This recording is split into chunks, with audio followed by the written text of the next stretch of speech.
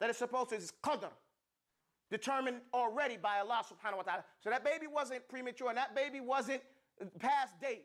It was right when Allah subhanahu wa ta'ala ordered it to be done. Alimul ghaybi wa shahadati al-kabirul muta'al. Allah is the knower of all the secrets and the witness. And al-kabirul muta'al. The ulama talk about this in a number of spaces. He says muta'al is one of the names of Allah subhanahu wa ta'ala that needs to be understood. The first thing we know, and we note here, is that anytime you get some of the names Asma'ul al-Husna, the first thing you have to accept it is from the linguistic perspective, that we understand what the word means linguistically and how it means with regards to Allah. Allahu a'lam. What we say here is we nufawwiduhu ila Allah. It befits Allah in a manner befitting His majesty. Okay? We say Allah is a muta'al. Muta'al means to be high above, over. How is Allah high and above and over? He's high and above, over in a manner befitting a God, the only God. That's the first thing we say, okay? But afterwards we say, not only is He over us physically, over us with His knowledge, over us also bil qahr, meaning that His will is done and He's irresistible. So these are the three types, and it says, over us also muta'alin and kulli su'in wa naqsin bil kamali. It says that He has no defects in His perfection. Okay, so these are the ways that we mentioned that Allah is muta'al. Then it says, سَوَاءٌ مِّنْكُمْ مَنْ أَسَرَّ الْقَوْلَ وَمَنْ جَهَرَ بِهِ وَمَنْ هُوَ مُسْتَخْفٍ بِاللَّيْلِ وَسَارِبٌ بِالنَّهَارِ. Okay, now we're getting to the contrasting examples. Pay attention. It goes, سَوَاءٌ مِّنْكُمْ. It's the same to Allah, whether you are أَسَرَّ الْقَوْلِ, if you keep it quiet, you keep a secret statement, وَمَنْ جَهَرَ بِهِ, and who makes it out loud. Okay, you see the contrast? One says it out loud, one keeps it secret. Then Allah says, وَمَنْ مُسْتَخْفٍ بِاللَّيْلِ, somebody's hiding themselves at night, doing something, right? وَسَارِبٌ بِالنَّهَارِ. سَارِبٌ بِالنَّهَارِ, I was thinking about this word. وَسَارِبٌ بِالنَّهَارِ means he's doing it in broad daylight. That's how we say in English. سَارِبٌ بِالنَّهَارِ means he's going through it in broad daylight, doing whatever he's doing. سَوَاءٌ مِنْكُمْ. It's the same to Allah. Okay? It's equal to Allah. But what do we see here? The contrasting examples of Surat Ar-Ra'd. Okay? There was a man that came to a class in the Prophet ﷺ at the time, and he sat in the back, and so it's better to sit closer, inshallah ta'ala. Faddal.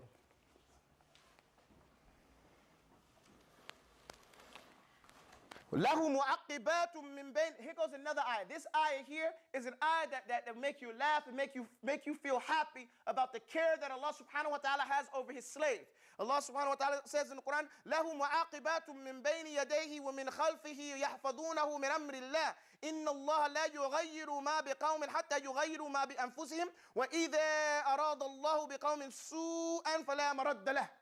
Okay, وما لهم من دونه من وال. Okay, we're going to go through it a little slow. Okay, له معقبات من بين يديه ومن خلفه. معقبات are the angels.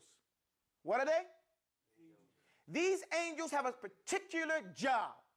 Their job is من بين يديه. من بين يديه means between his arms. Right? He's right before him. These angels are standing right, or however they are, right before him, وَمِنْ خَلْفِهِ, and right behind him. يَحْفَظُونَهُ مِنْ أَمْرِ اللَّهِ. They are preserving him from the Amri Allah. Not from, it doesn't mean from the Amri Allah. They are preserving anything from happening to him except what Allah has written for him. Do you understand that? You ever see somebody yourself, you go, oh my goodness, well, I almost fell. You didn't almost fall. The angels were stopping you from falling down whenever you were about to fall. Nothing was going to hit you except that it was written to hit you, and nothing missed you from hitting you except that it was written for it to miss you. And the ones that are protecting you are the angels that Allah has assigned to you from that almost happening. You ever see the children that get this close from breaking their face and then they automatically stop? But they can't put a dish in a sink without breaking it? Okay, so how clumsy they may be. This is because the angels are protecting them at that time and not the dish. Okay, so this is one of the things. So it says here, in light of that, see, a lot of people quote these ayat halfway. Remember the first part I said? I said that these mu'aqibatun, right, من بين يديه ومن خلفه يحفظونه من أمر الله إن الله لا يغير. See the rest of it? إن الله. The fact of the matter is that Allah does not stop, does not change. ما بقوم, what's in a people, حتى يغيروا ما بأنفسهم. So here it says that after he's talking about the angels preserving you, Allah says he does not stop that.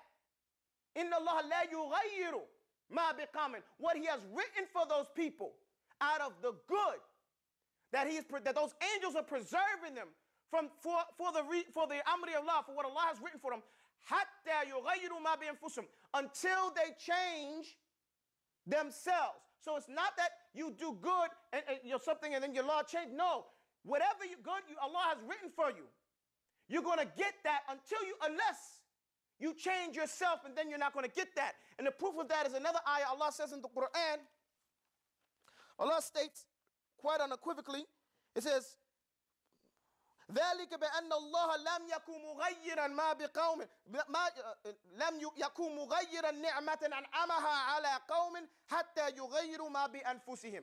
It says ذلك, that is because أن الله, بأن الله, that Allah will not, لم يكن, he is never being the one that مغيرا, he is not one that changes, نعمة, a favor, a blessing, أنعمها على قوم, that he has favored on a particular people until first they change what's in themselves.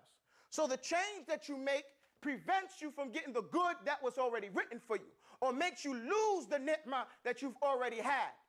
And in this ayah, Allah lets us know also that this is again for the good that you have, that you're losing when you change yourself and you stop doing the good that you were supposed to, that you've been doing, or just doing the right thing.